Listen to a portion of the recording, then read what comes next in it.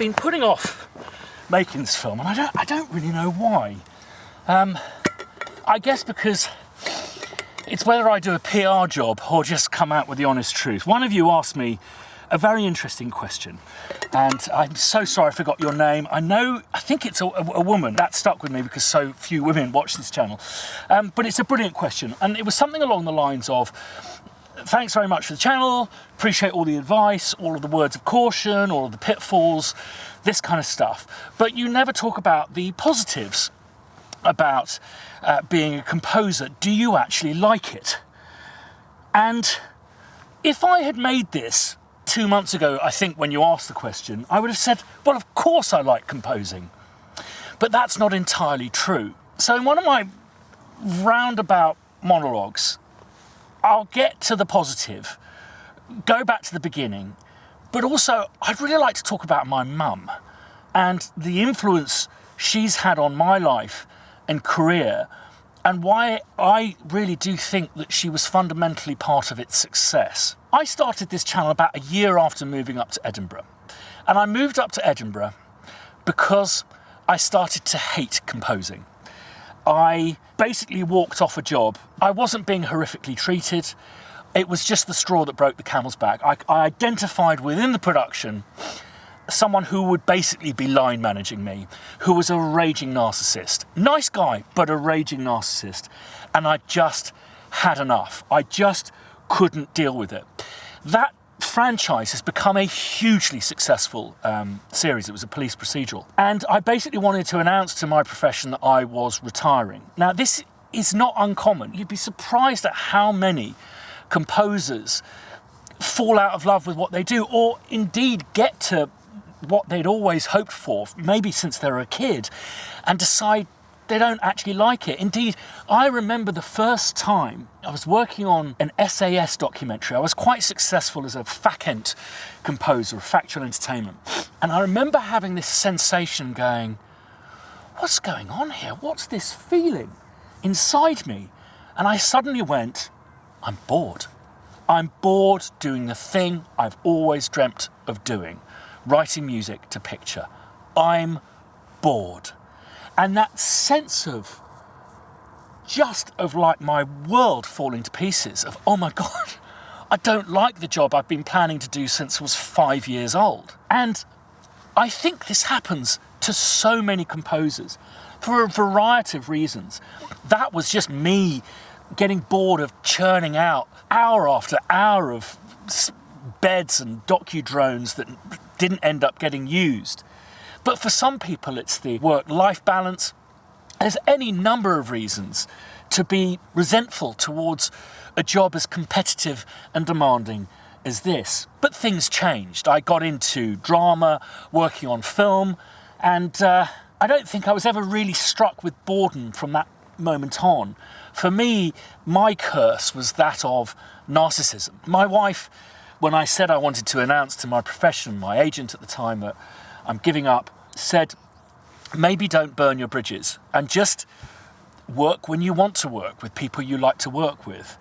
And that's what's transpired over the last 4 years since moving up here. I've continued to work on stuff like Inside Number 9 and a few series with people that I absolutely love working with. So the way that I overcame that throbbing and very disappointing boredom was to move on from factual entertainment, break into drama via film.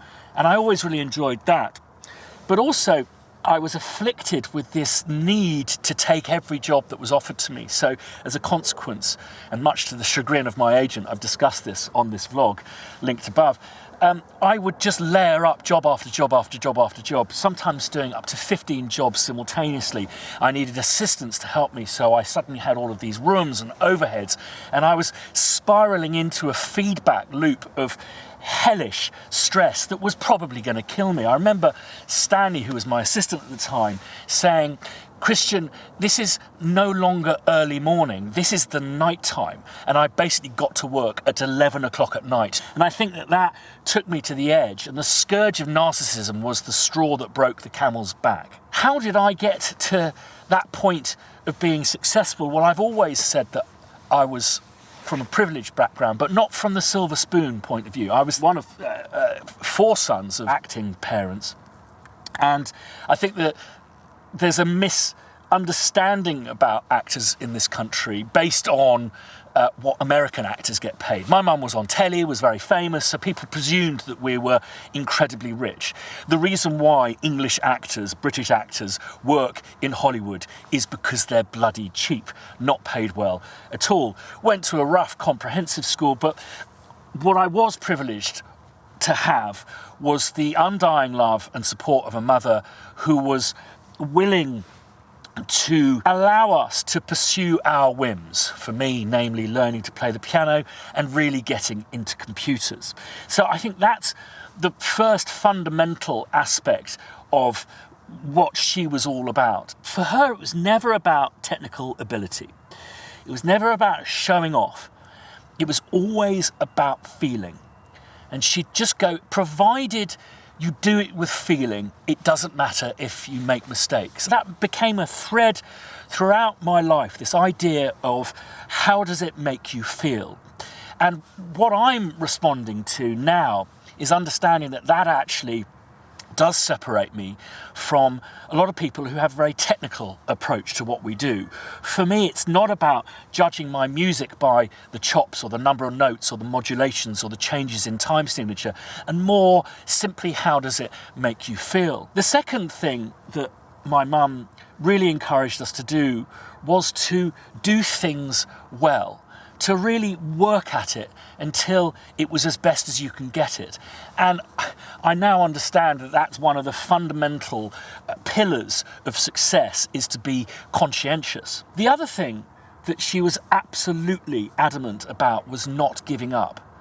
And it was simply an understanding that most people do. The reason why everyone is not a virtuoso violinist is because most people give up. And my mum fundamentally understood that. She watched the people around her giving up. She just believed in persevering and working hard. And that, I think, for me, are the three pillars of success: conscientiousness, hard work, and perseverance, being dogged.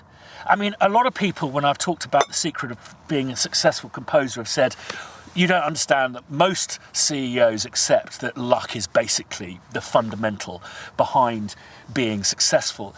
And I would strongly disagree with that. Luck, for me, is opportunity combined with practice.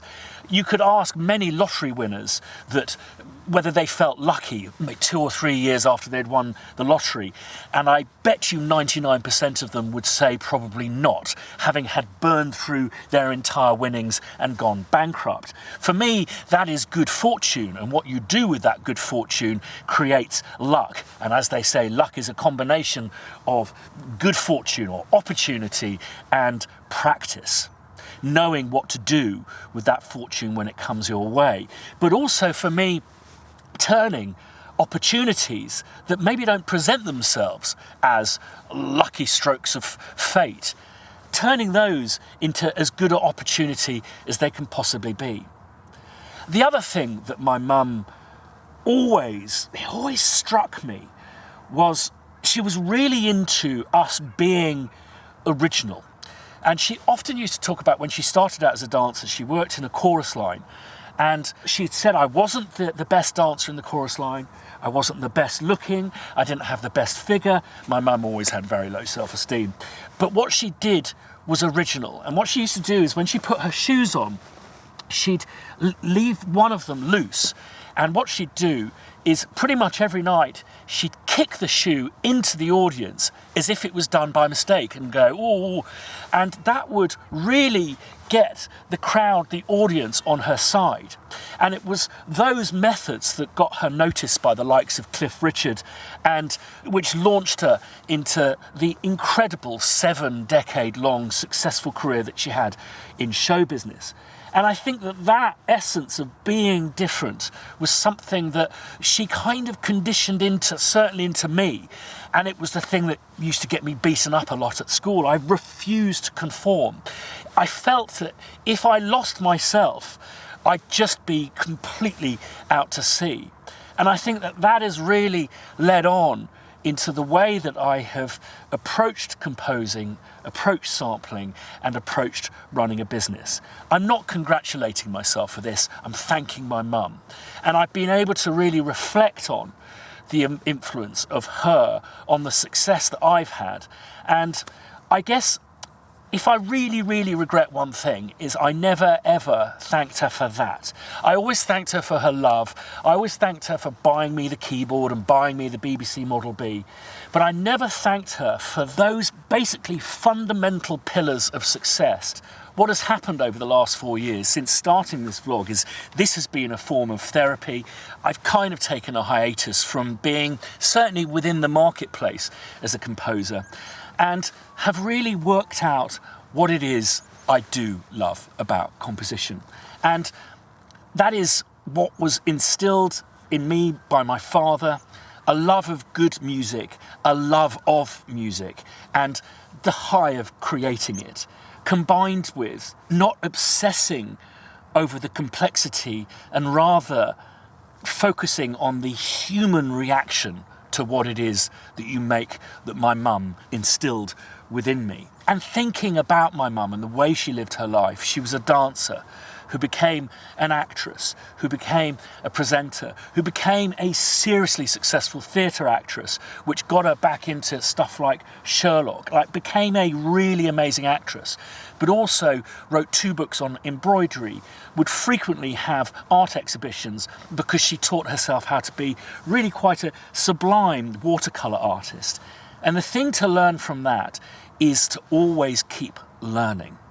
And that is what is going to keep my love of my profession, and why this answer is so difficult. Because what I love about being a composer changes. The first time you write that piece of music to picture, and the high you get there is like no other. I remember Euston Station going to the ATM machine and seeing that I had £3,000 in my bank account that wasn't from my job at Sock Shop, but was in fact £3,000 that I'd earned from writing music. How insane was that? The first time I saw my name on a card on the big screen, or saw a Yorkshire Terrier shagging a cat with my music playing in the background on the Osbornes. These first times, they do wane after a while, but there are some absolutes that stay there always. That time when you get in to a recording studio and work with musicians, I'll never tire of working with musicians. That moment, that spark when you come up with that theme that's got legs, I don't think that'll ever wane. The time that maybe you create a sound that you've never heard before, or an approach you don't think anyone has done before, that'll never wane. Variety is the spice of life, and I think that what I've done away with is the arrogance of what I think I'm going to like, enjoy, and what is going to make me successful. What I'm going to try and do is just work hard and be conscientious and follow my bliss and enjoy what I'm doing. What I like about composing, and what I'm going to enjoy about composing in the future, is that it is ever changing and that you're always learning.